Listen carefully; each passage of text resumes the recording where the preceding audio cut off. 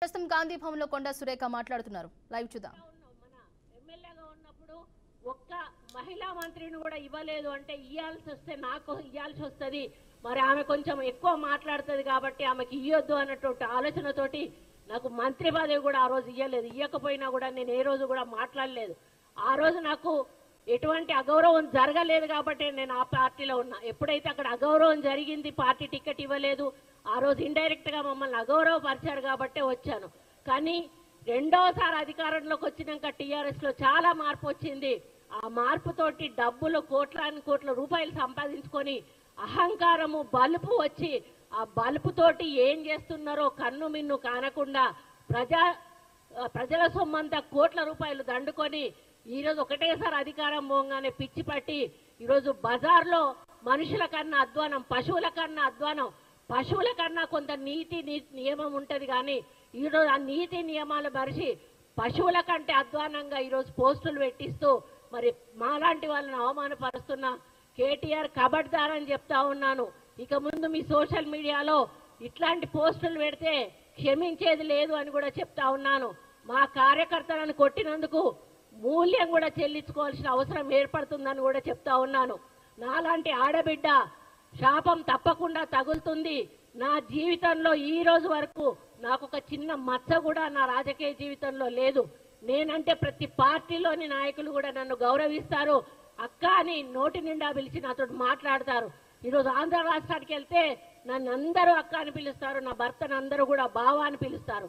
ఎవ్వరు కూడా నన్ను మేడం అని పిలిచినా కూడా నేను ఒప్పుకోను. నన్ను మేడం అని పిలవద్దు, అక్క అని పిలవండి అని నేను పిలిపించుకుంటాను. అటువంటి వ్యక్తిత్వం ఉన్న నన్ను ఈ రోజు ఇంత అసభ్యమైన పోస్టింగ్ పెట్టి నన్ను ఇబ్బంది పెట్టేటువంటి పని చేసిన కేటీఆర్ ను మరి నిజంగా హెచ్చరిస్తా ఉన్నా. నేను సోషల్ మీడియా బంద్ చేసుకో, లేకపోతే తెలంగాణ రాష్ట్ర మహిళలందరూ కూడా మరి ఇది గమనిస్తా ఉన్నారు. తప్పకుండా ఏదో ఒక రోజు తిరగబడతారు. ఈ రోజు చేనేత కార్మికుల ఓట్లతో నువ్వు సిరిసిల్ల నుంచి గెలిచినవు. హరీష్ రావు కూడా చేనేత కార్మికుల ఓట్లతోటి గెలిచినరు. మీరు చేనేత కార్మికులకు చేసింది ఏమీ లేదు, వాళ్ళకి అన్యాయం చేశారు తప్పిదే. కాబట్టి మీరు గుర్తుంచుకోండి, ఎవరైతే మహిళల మీద అసభ్య పోస్టులు పెడుతున్నారో వాళ్ళను రెచ్చగొట్టడం అనేది సరైన పద్ధతి కాదు. దీన్ని మీరు మానుకోవాల్సిన అవసరం ఉంది. మీరు ప్రభుత్వం ఏదైనా తప్పులు చేస్తే వాటి మీద మీరు మాట్లాడండి, మాకేం అభ్యంతరం లేదు. అవి తీసుకుంటాం, తప్పులుంటే సరిదిద్దుకుంటాం.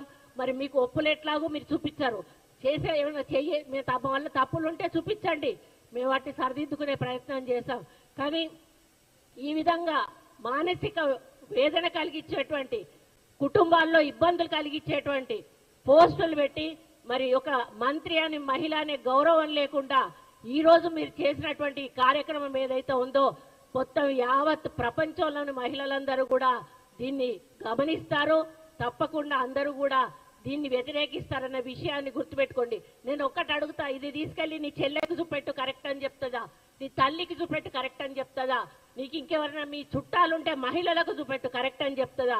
ఇది ఇంత దారుణంగా ఇటువంటి పోస్టులు పెట్టి ఒక గిరిజన మహిళను, ఒక బీసీ మహిళ, నేను ఒక బీసీ మహిళ విజయలక్ష్మి గారిని ఈరోజు ఇంత అవమానంగా, ఇంత అసభ్యంగా మమ్మల్ని ప్రచారం చేయడం అనేది చాలా దారుణం.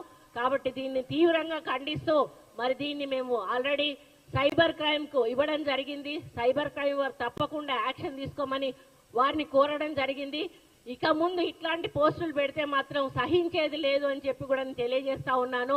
కబడ్దార్ కేసీఆర్, మరి ఇండైరెక్ట్ గా నువ్వు చేస్తున్న ఈ పిన్ ప్రజలందరూ గమనిస్తా ఉన్నారు.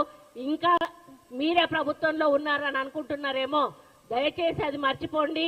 ఈరోజు కాంగ్రెస్ ప్రభుత్వం రేవంత్ రెడ్డి గారి నాయకత్వంలో ప్రజా సంక్షేమం, అభివృద్ధి, హెల్త్, ఎడ్యుకేషన్ అనే వాటిని మరి ఒక ముందుకు తీసుకుపోతున్న సమయంలో మీరు మధ్యలో మరి ప్రభుత్వం చేస్తున్న కార్యక్రమాలు ఒప్పుకోకుండా ఇలాంటి తప్పుడు ప్రచారాలు, అసభ్యకరమైన ప్రచారాలు చేసి మరి దయచేసి మీరు ప్రజల కోపానికి ఆహుతులు కావద్దని చెప్పి హెచ్చరిస్తూ, నేను నిజంగా మానసికంగా చాలా బాధతోటి దుఃఖం వస్తా ఉంది. నాకు అసలు ఏం చేయాలో తెలియట్లేదు. నిన్నటి నుంచి కూడా నిన్న ఏడ్ చేశా, నాకు అది చూడంగానే ఏడుపు వచ్చేసింది. ఇది చాలా బాధాకరం. దీన్ని దయచేసి మీడియా మిత్రులందరూ కూడా, మనకు ఫ్యామిలీలు ఉంటాయి, మనకు మహిళలు ఉంటారు. బయటికి పోతే మన అర్ధరాత్రి ఆడవాళ్ళు బయటికి పోయినప్పుడే మనకు నిజమైన స్వాతంత్రం వచ్చిందని ఆనాడు మహాత్మా గాంధీ చెప్పాడు. కానీ ఈరోజు నాలాంటి మహిళ ఇంట్లో కూడా ఉండలేనటువంటి పరిస్థితి ఈ టీఆర్ఎస్ నాయకులు బీఆర్ఎస్ నాయకులు మరి సోషల్ మీడియా ద్వారా తీసుకొస్తా ఉన్నారు. కాబట్టి దీనికి ఎక్కడొక దగ్గర అంతం పలకాల్సిన అవసరం ఉన్నది. నేను ఇదే అంతం కావాలని కోరుకుంటా ఉన్నాను. దీని తర్వాత ఇటువంటిది ఏ ఒక్క పోస్ట్ పెట్టినా కూడా మరి దాని మీద తీవ్రమైన చర్యలు ప్రభుత్వం తరఫున కానీ మా పార్టీ తరఫున కానీ ఉంటాయని నేను హెచ్చరిస్తూ ఇక ముందు ఇటువంటి చేయడం మానుకోవాలని మరి సోషల్ మీడియా వాళ్ళని అదేవిధంగా కేటీఆర్ని బీఆర్ఎస్ పార్టీ నాయకులందరినీ కూడా హెచ్చరిస్తూ ఖబర్దార్ కాంగ్రెస్ పార్టీ చూస్తూ ఊరుకోదు. మరి నా మీద ఈరోజు చేసిన దాంతో ఆగిపోవాలి. ఇక ముందు ఇటువంటి దరిద్రమైనటువంటి దుష్ప్రచారాలు చేయడం మానేయండి అని చెప్పి పాప రఘునందన్ రావు గారు నాకు ఫోన్ చేసి అక్క నీ దండం పెడతా నీ కాలు మొక్త నన్ను క్షమించక్క అని చెప్పి ఆయన అన్నాడు. ఆయన ఎంత బాధపడుతున్నాడంటే ఒక సిస్టర్ లాగా ఇప్పుడు మనం ఏదైతే అన్నకు రాఖీ కడతామో అదే పద్ధతిలో ఆయన ఒక నూలు దండను వేస్తే దాన్ని ఈ పద్ధతిలో వాళ్ళు ప్రచారం చేయడం ఏదైతే ఉందో వాళ్ళు ఏదంటే మన అటవీ జాత వాళ్ళు ఉంటారు కదా.